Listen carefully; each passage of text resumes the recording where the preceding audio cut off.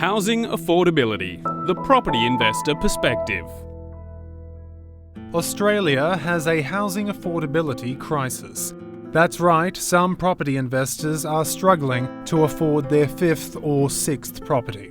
Young people looking to buy a home are relentlessly pushing up property prices with their insistence on owning the house they live in. Yet somehow investors are copying it, with people blaming the housing crisis on baby boomers using negative gearing. But why should they be punished? They were smart enough to grow up at a time when the ratio of household pricing to income was several times lower. Yes, Sydney house prices now cost 12 times the annual income, but young people only have themselves to blame for not getting off their bum and getting 11 more jobs. But apparently that's too hard. Today's young people would rather be snorting avocados and paying off student debt.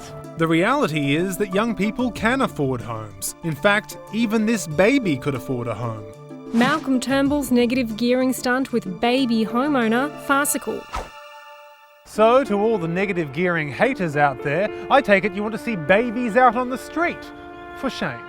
And when you're dissing people who use negative gearing, it's worth noting what Treasurer Scott Morrison said today, that people who negatively gear are predominantly mum and dad, wage-earning investors such as nurses, teachers, police and Defence Force personnel. Similarly, it's worth noting that people who want to restrict negative gearing are predominantly paedophiles, murderers and Greens voters.